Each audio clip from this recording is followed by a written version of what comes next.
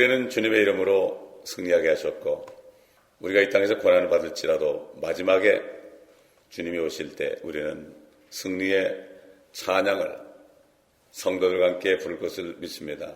오늘도 이 아침에 이 말씀을 통해서 앞으로 우리 앞에 놓인 참 소망을 붙잡고 그 소망과 믿음이 온 세상을 다 이기며 몸은 죽여도 혼을 죽일 수 없는 사람들을 두려워하지 않고 몸과 혼을 한꺼번에 지옥에 던져버리는 하나님만 두려움으로 우리가 죄를 짓지 않고 거룩함 가운데 있다가 주님 만날 수 있도록 도와주옵소서. 감사드리며 우리 주 예수 그리스도 이름으로 기도합니다. 아멘. 오늘 이제 19장 들어갑니다. 19장 이제 성도들의 찬양이 나옵니다. 성도들의 찬양이 나오는데 그것은 이제 혼인잔치가 있고 그 다음에 이제 마지막 주님이 오셔가지고 아마겟돈이 이루어지죠.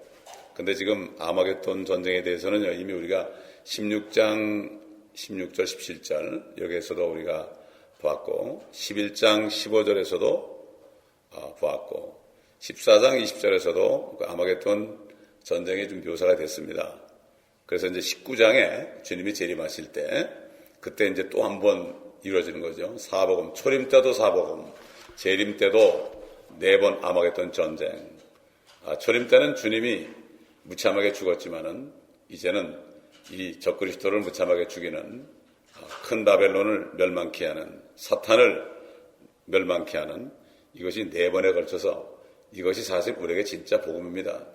이 복음을 사람들이 몰라서 요즘에 너무나 무지한 때를 살고 있는 것을 압니다. 자, 우리가 19장을 공부하기 전에 구약으로 돌아가서 이 아마겟돈 전쟁에 대해서 마지막 전쟁에 대해서 언급된 여러 부분들을 우리가 보도록 하겠습니다. 예수 그리스도의 재림이 하나님의 달력에서 가장 중요한 사건입니다, 여러분. 구약에서는 예수 그리스도의 초림보다도 우리 19장에 일어나는 마지막 사건에 대하여 5배나 더 언급하고 있습니다. 예수 그리스도가 피 흘리고 십자가에 죽으시고 우리의 모든 죄를 다 죄값을 치러주신 거 물론 우리 죄인들에게는 가장 뜻깊은 사건입니다. 우리에게는 그렇습니다. 그러나 실제적으로 하나님의 달력에서는 예수 그리스도께서 하늘 영광을 떠나서 이 땅에서 내려오셨다가 죽으신 그날이 아니고 이것은 인간적인 죄인들의 관점에서 가장 중요한 거죠. 그래서 크리스마스를 지키고 그러는데 그거보다도 하나님은 하나님의 관점에서 가장 지금 흥미있고 그분께서 지금 관심을 가지고 이루시는 것은 이제는 더 이상 아들이 이 땅에 내려와서 조롱과 멸시를 받고 저주받고 죄인들에 의해서 죽는 날이 아니고 성부 하나님의 달력에 있는 위대한 날은 그분의 아들이 이 땅에 다시 오셔서 마땅히 그분의 땅인 이 땅을 인수하고 또 마귀에게 잃어버렸던 그 혼들을 주님이 찾으시는 다시 소유하시는 그 날이 되어서 옛날 아담처럼 마지막 아담이 됩니다. 아담도 왕이었거든요. 근데 그가 실패했습니다. 그러나 마지막 아담이신 예수님이 이제 오셔가지고 예수님이 이루는 에덴 동산은 영원토록 변치 않고 사탄이 더 이상 이제는 저 불못에 떨어지기 때문에 영원토록 우리 주님이 다스리는 하늘과 땅은 그래서 영원한 것입니다. 그러므로 성경에서 가장 위대한 날은 주의 날입니다. 여호와의 날입니다. 심판의 날입니다. 그의 지상재림의 날입니다, 여러분. 지상재림의 날입니다. 그러니까는 그 휴거 때는 그분의 신부들을 먼저 데려가죠. 그 다음에 이 땅에 오셔서 심판하시고, 왜 심판하십니까? 땅을 심판하신 이유는 사탄과 적그리스도와 거짓 선지자를 다 멸하고 그 통치자들 다 멸하고 그분이 이 땅을 차지하는 거죠. 그래서 만왕의 왕 만주의 주로 이제 오시는 장면이 앞으로 나옵니다. 지금 요한계시록 19장에 주님이 재림하는 장면에 그 관련된 구절이 창세기에 있습니다. 창세기 3장 15절 보면은 하나님께서 뱀에게 갔어요. 네가 이렇게 하였으니 저주를 받고 흙을 종신토록 먹고 이렇게 했죠. 배로 다니고 그러면서 그녀의 씨, 그러니까 이스라엘의 씨죠. 바로 예수 그리스도. 그녀의 씨는 너의 머리 뱀의 씨입니다. 바로 적그리스도죠. 뱀의 씨를 부술 것이요. 우리 개혁에는 상하게 한다고 그 정도 했는데 킹제임스는 완전 브루스로 해서 완전히 부숴버린다고 그랬습니다, 여러분. 왜냐하면은 그 사탄이 예수 그리스도의 발과 손을 완전히 부숴버렸어요, 여러분. 그 이만한 못으로 말이죠. 여기를 완전히 부숴가지고 박았습니다. 그러니까 그냥 완전히 부서진 거예요. 주님이 십자가에 딱 매달릴 때는 그냥 눕혀놓고 이렇게 못 박고서 이렇게 세웠을 때는 우두두두두두 하면서 그냥 다 부서졌어요.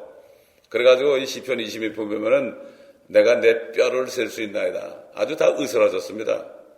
내가 내 뼈를, 으스러지는 저 뚜뚜뚜뚜 나면서 그 뼈가 으스러지는 소리 들으면서 이게 하나, 둘, 셋, 넷 셀 수 있다는 얘기죠. 완전히 부서졌습니다, 예수님이. 마찬가지로 주님이 오시면은 그렇게 이 뱀의 머리를 부술 것이다. 결국 뱀이 사람 된 멸망의 아들 적그리스도 그 머리에 상처를 입히고 부숴버린 것이다. 이것은 재림 때 일어나죠. 그래서 우리 로마서 16장 20절 가보면 사도 바울도 항상 재림을 전했습니다. 로마서 16장 20절 가보면 지난번에 찾아봤지만 평강의 하나님께서 사탄을 속히 너희의 발 아래서 부수실 것이니라. 여기도 똑같이 창세기 3장 15절에 부순다는 얘기 부르수하고 똑같은 말을 썼어요. 우리 주 예수 그리스도의 은혜가 너희와 함께 있을지어다. 아멘. 이러고 로마서 끝납니다. 로마서가 요걸로 주님의 재림에서 사탄의 머리를 부숴버릴 것으로 해서 끝납니다. 이게 결론입니다. 결론. 그러니까 요즘 그리스도들은 베이비들이 돼가지고 내가 구원받은 것 가지고 좋아하고 그러고 어떻게 하면 좀 잘 살까, 어떻게 하면 좀 재밌게 살까 이것만 연구합니다. 참 그러니까 이게 주님을 모르는 사람들이죠. 주님의 뜻을 모르는 사람들이죠. 우리가 창세기 6장에서도 우리의 노아의 날을 보죠. 또 창세기 19장 보면은 롯의 날이 있죠. 소돔과 고모라의 날이 있죠. 우리 주님이 뭐라고 얘기했나 보십시다. 누가복음 17장 찾아보겠습니다. 누가복음 17장. 마태복음에도 있지만 누가복음 17장에는 소돔과 고모라 얘기도 있어요. 17장 28절부터 보겠습니다. 26절부터 보죠. 노아의 날들에 일어났던 것 같이 인자의 날들에도 그러하리라. 노아가 방주에 들어가던 날까지 그들은 먹고 마시고 장가가고 시집가고 하였으나 홍수가 나서 그들을 다 진멸시켰느니라. 그것은 또한 롯의 날들에 일어났던 것과 마찬가지라. 그들은 먹고 마시고 사고 팔고 심고 건축하였으나 롯이 소돔에서 나가던 날 하늘에서 불과 요왕이 비오듯 하여 그들 모두를 진멸시켰느니라. 이와 같이 인자가 나타나는 날에도 그러하리라. 그날 낮에 지붕 위에 있는 사람은 집안에 있는 물건을 가지러 내려가지 말고 들에 있는 사람도 마찬가지로 돌아가지 말아야 할 것이라. 롯의 아내를 기억하라. 누구든지 자기 생명을 구하려고 애쓰면 잃을 것이요 누구든지 자기 생명을 잃으면 보존하리라. 내가 너에게 말하거니와 그 밤에는 두 사람이 한 침상에 있다가 한 사람은 데려가게 되고 한 사람은 남게 되리라. 두 여인이 함께 맷돌을 갈고 있다가 한 사람은 데려가게 되고 한 사람은 남게 되리라. 또 두 사람이 들에 있는데 한 사람은 데려가게 되고 한 사람은 남게 되리라고 하시니라. 그러자 그들이 대답하여 주께 말씀드리기를 주여 어디니까 라고 하니 그들에게 말씀하시기를 어디든지 시체가 있는 곳에는 독수리도 함께 모이라고 하시더라. 시체가 있는 이게 뭐죠? 환란 때 엄청난 사람이 죽죠. 그러면 독수리들이 먹는다고 그랬어요. 주님이 하시는 시체가 있는 곳에는 독수리가 모인다. 주님이 한 말씀 속에 환란이 얼마나 비참하다는 사실을 어떻게 사람들의 살을 독수리가 새들이 뜯어 먹습니까? 이거야말로 굉장히 비참한 얘기죠. 그리고 이 소돔 때는 말이죠. 먹고 마시고 시집가고 장가만 간 게 아니라 먹고 마시고 사고 팔고 심고 건축하였으나 그랬어요. 그러니까 이 노아 때보다도 이 소돔과 고모라 때하고 지금 비슷해요. 사고 팔고 건축하고 그렇죠. 그 부동산이 얼마나 좋았습니까? 미국에. 그러다 폭삭했죠. 지금 사고 팔고 건축하고 또 헐고 말이죠. 이런 이거 가지고 사람들이 이제 재물을 축적하고 이렇게 왔죠. 자, 그렇기 때문에 지금은 소돔과 같은 때입니다. 우리가 소돔과 같은 때라고 보면 주님의 말씀 속에 우리가 알 수가 있습니다. 창세기 49장에서도요, 우리는 재림에 관한 그 언급을 볼 수가 있어요. 우리 49장 9절부터 12절 보겠습니다. 성경 전체가 다 재림이에요. 하나님의 관심사는 그의 아담이 이 땅을 뺏긴 다음에 죄가 들어와서 죽게 된 다음에 하나님의 관심은 사람을 구원하고 이 땅을 찾는 것밖에 없습니다. 그래서 주님이 오신 거죠. 그렇지 않으면 주님이 왜 오십니까, 여기에? 그래서 재림을 안 믿는 사람은 왜 주님이 구원하는지 이유를 모르는 사람들이에요. 그래서 하나님의 나라를 구하는 게 뭔가 하면은 주님이 우리를 구원하신 목적이 다른 사람도 구원해가지고 앞으로 하나님의 왕국에 들어갈 사람들을 2000년 동안 많이 구해야 하면 될 거 아닙니까? 그 백성들이 많아야 될 거 아닙니까? 그래서 우리한테 그걸 부탁한 거예요. 나중에 그 보면은 11제자에게 부탁했죠. 11제자에게 부탁했습니다. 그걸 보면은 얼마나 적은가를 알 수가 있죠. 복음 전하는 사람이 그때나 지금이나 얼마나 적은 것을 우리가 알 수가 있죠. 우리 창세기 49장을 보겠습니다. 9절부터 보겠습니다. 유다는 사자의 새끼로다. 내 아들아, 네가 먹이를 놓고 올라갔구나. 그는 몸을 구부리고 웅크림이 사자 같고 늙은 사자 같으니 누가 그를 성나게 하리요. 홀이 유다에게서 떠나지 않을 것이며, 이 홀이라는 거는 왕이 이렇게 붙들고 있는 거죠. 그 홀을 가지고 이게 사람을 죽이고 살려고 하죠. 옛날 에스더가 그 홀을 가진 왕에 갔었죠. 죽으면 죽으리라. 근데 그녀는 죽지 않았습니다. 홀이 유다에게서 떠나지 않을 것이며, 왕권이 그런 얘기죠. 바로 예수 그리스도가 유다 집에서 난다는 얘기죠. 실로가 올 때까지 이 주님을 얘기합니다. 입법자가 그의 발 사이에서 떠나지 아니하리니 그에게 백성의 몸이 있을지어다. 주님이 그 율법을 선포한다고 그랬죠. 이사야서 2장하고 미가 4장 보면은 그 모든 백성들이 예루살렘으로 모여들 때 그 예루살렘으로부터 율법이 나온다. 이게 바로 마태복음 5, 6, 7장에 있는 왕국의 헌법입니다. 이게. 그때 이제 앞으로 그 선포될 헌법이죠. 그게. 백성의 몸이 있을지어다. 주님이 재림할 때. 11절. 그의 어린 나귀를 포도나무에 메고 그의 나귀 새끼를 선별한 포도나무에 메어 그의 옷들을 포도주로 빨고 그의 의복을 포도의 피로 빨았도다. 그러니까 재림하실 때 그 심판받은 사람들의 그 피가 그의 옷에 튀어서 뻘겋게 된다고 그랬죠. 홍의를 입은 사람이다. 붉은 옷을 입었다. 그 12절 보니까 그의 눈은 포도주로 붉을 것이며 그의 이는 저주로 하얗게 되리라. 여기도 이렇게 유다 지파에 대해서 예언을 할 때 재림하시는 아마겟돈에서 그 뻘건 피가 그의 옷에 튈 그 예수 그리스도 유다 지파로 오시는 실로로 오시는 예수 그리스도 유다 지파의 왕으로 오시는 예수 그리스도가 거기에 되어 있는 것을 알 수가 있습니다. 그 다음에 17절 18절 보세요. 17절 18절 49장 17절 18절 거기 보지 말고 24절을 보십시다. 24절 17절 18절은 단지파에 대한 얘기니까 우리 아니까.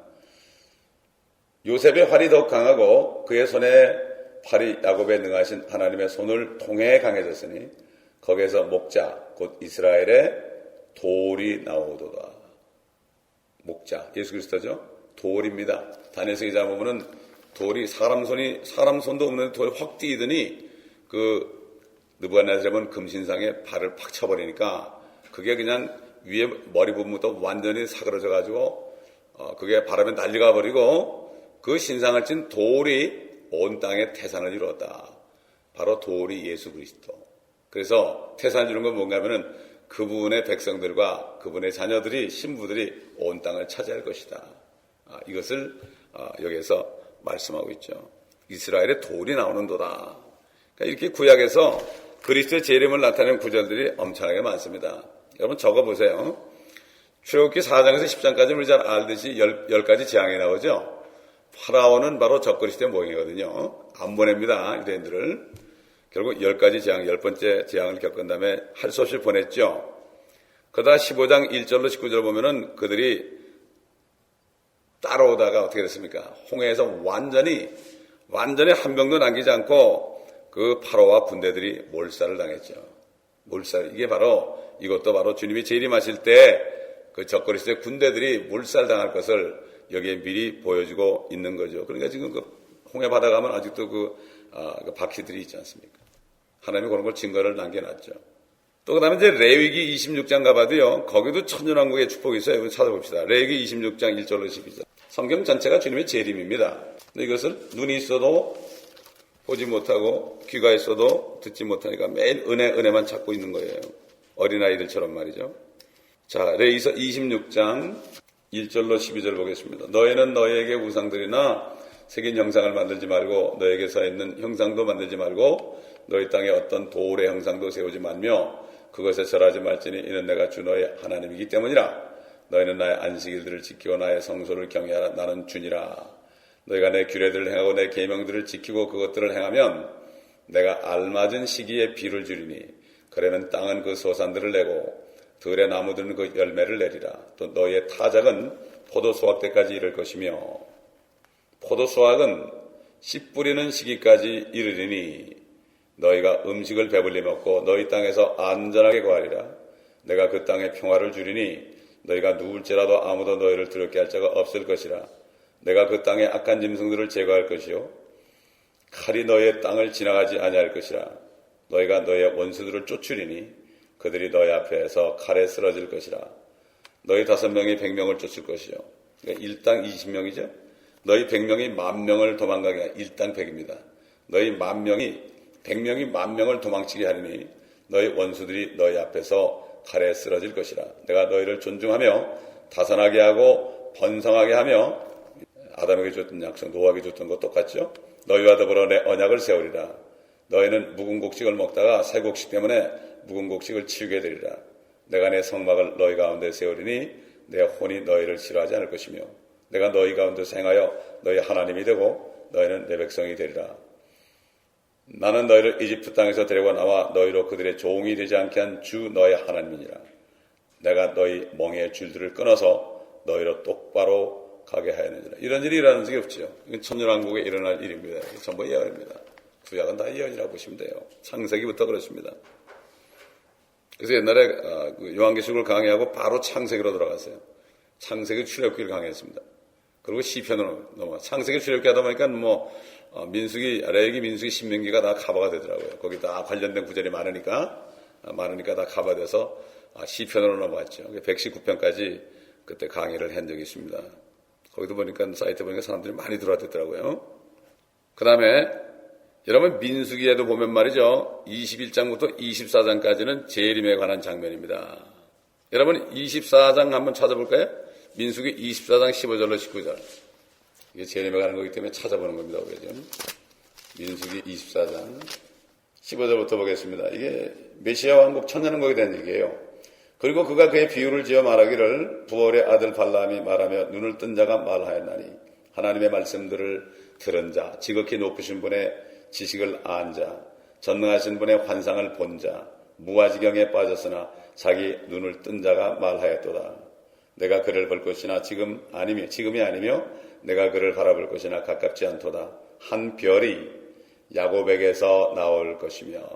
여러분 별이 야곱에서 나온다 그랬죠. 동방 박사들이 이 말씀을 제가 볼 때 믿은 것 같아요. 그들은 별을 보고 점치는 사람들이었어요. 그런데도 그들이 주님을 기다렸기 때문에 그들은 구원받았죠. 그래서 한 별이 야곱에게서 나올 것이며, 이스라엘이죠. 한 홀이, 이건 왕이죠. 이스라엘에서 일어나서 모압의 구석구석을 쳐서 셋의 모든 자손들을 멸망시리니 에돔이 소유가 될 것이요 세일도 그의 원수들을 위한 소유가 될 것이며 이스라엘 용감히 행동하리라. 통치권을 가지신 분이 야곱에게서 나와서 예수님이죠. 그 성읍의 남은 자를 진멸하시리라 하더라. 이게 재림입니다. 재림이죠, 재림. 분명히 재림이죠. 자, 그 다음에 여러분 신명기 그 27장 28절 이 율법의 말씀을 지키는 자는 뭐 들어가도 복을 받고 나가도 복을 받고 그런 거 있죠. 이게 결국 주님이 왕국 시절에 왕국 때 일어날 일입니다. 이게 그게 다 그때 법을 준 거죠. 특별히 여호수아서 이제 그 여리고성을 무너뜨리고 그 가나안 땅에 들어가는 여호수아서 이게 바로 재림의 유형이에요. 바로 여호수아가 예수님의 모형이거든요. 그렇기 때문에 그 여리고는 지금 우리 앞에 있는 여리고가 뭐지요? 큰 바벨론입니다, 여러분. 이게 무너집니다, 이제. 무너졌도다. 큰 성 바벨론이요. 그랬죠. 기억이 되지 않는 거. 여리고성 없잖아요, 지금. 그 여리고성을 세우는 사람은 뭐 다 죽인다고 그랬죠. 저주받는다고. 여리고성 없잖아요. 성이 없습니다, 지금. 그 성을 누가 다시 세우지는 못하는 거예요. 하나님이 말씀하셨기 때문에. 마찬가지로 큰 바벨론 지금 멀쩡히 있지만요. 2012년 영화를 내가 어떤 영화인가 쓱 봤어요. 봤더니 막 쓰나미가 나는데 제일 먼저 바티칸이 다 무너지더라고. 그래서 야, 이 사람 보지 마, 아는 사람이구나 그랬는데 아직 무너져가지고 물속에 풍덩 다 빠져버리더라고. 바티칸 그 도움이 말이죠. 예. 뭐 앞으로 그렇게 일어날 일이죠. 여러분 그 재판관계 사사기 5장 있죠. 이 드보라 있죠. 드보라가 전쟁에 승리하고 있다 바락의 노래가 나오죠. 바락의 노래가 나와요. 막 찬양하는 노래가 나오고, 또 재판관계 사사기 7장에 그 기드온 있죠. 기드온의 300명의 용사가 수십만의 그 300명을 가지고 미디안 군대들을 다 물리쳤지 않습니까? 다 물리쳤죠. 그냥 전쟁 안 하고 다 물리쳤죠. 이것도 바로 아마겟돈과 전쟁과 재림의 그 모형으로 보여준 거죠. 우리 잘 아는 욥기 42장이 바로 다니엘의 70째 주 한 일의 마지막 42개월 3년 반을 의미한다는 것을 우리가 배웠습니다. 그 외에도 많이 있습니다. 여러분 사무엘 하, 상하, 룻기. 여러분 룻기 있죠? 룻기 우리 배웠죠.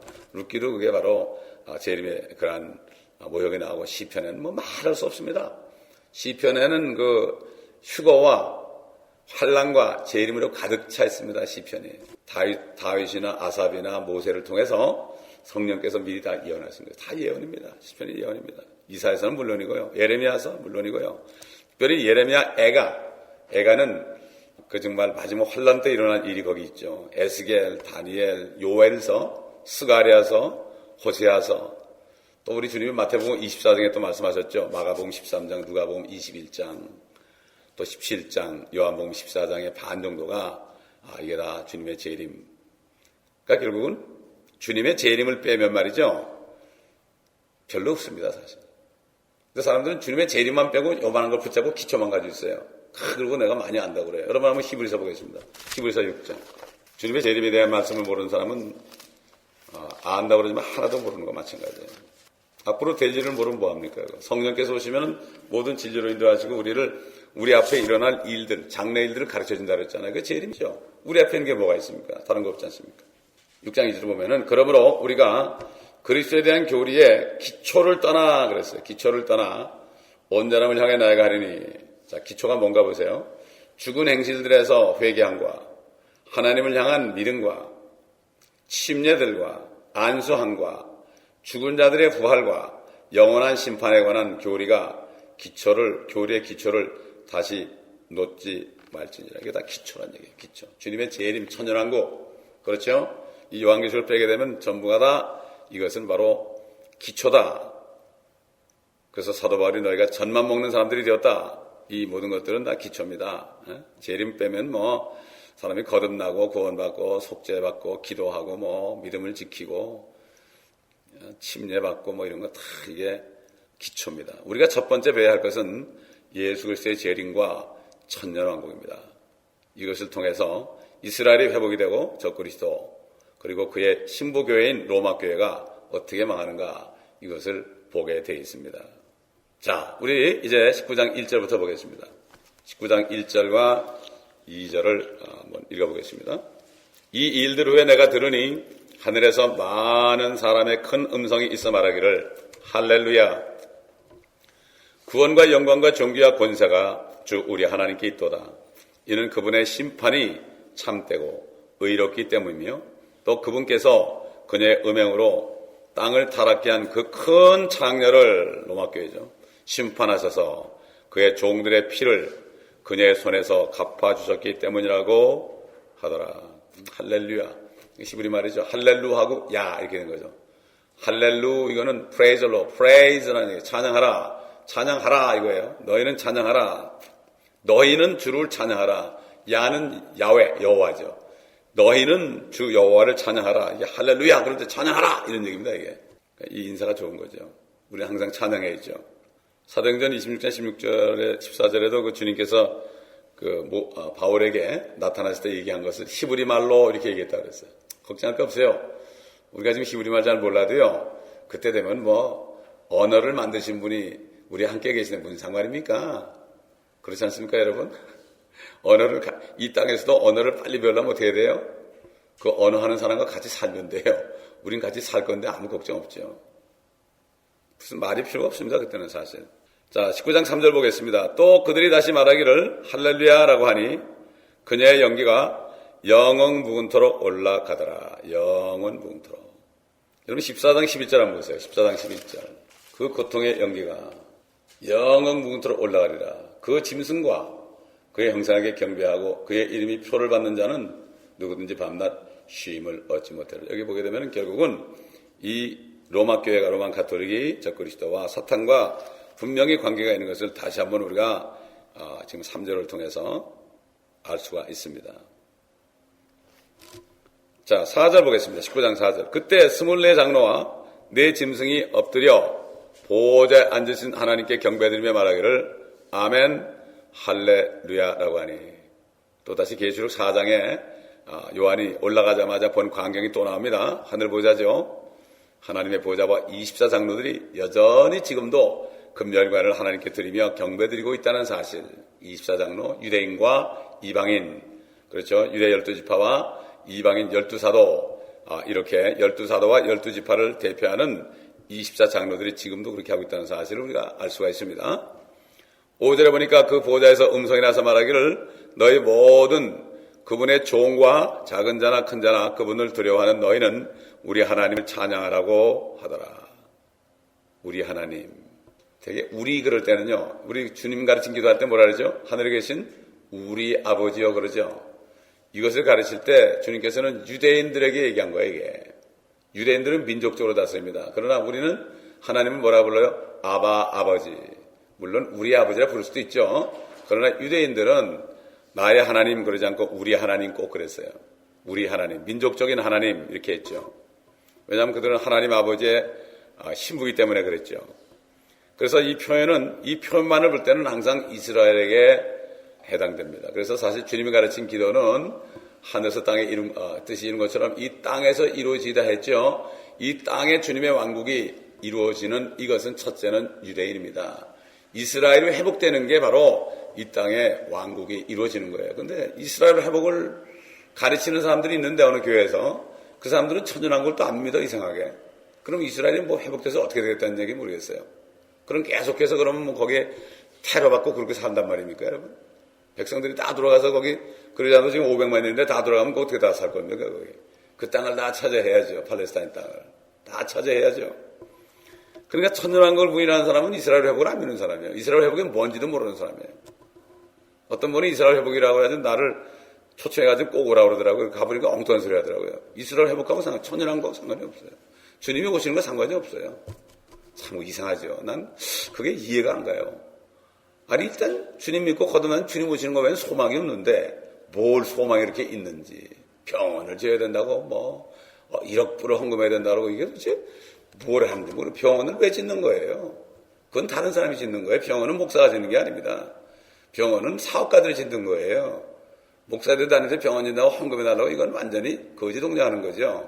그렇기 때문에 정말 뭘 모르는 거죠. 그렇기 때문에 우리는 일단 우리 하나님 그럴 때는 이스라엘이다. 여러분 생각해 보세요. 이스라엘 백성들이 얼마나 고통받았어요. 우리 하나님 실감나죠. 그들에겐 정말 우리 하나님이 실감나죠.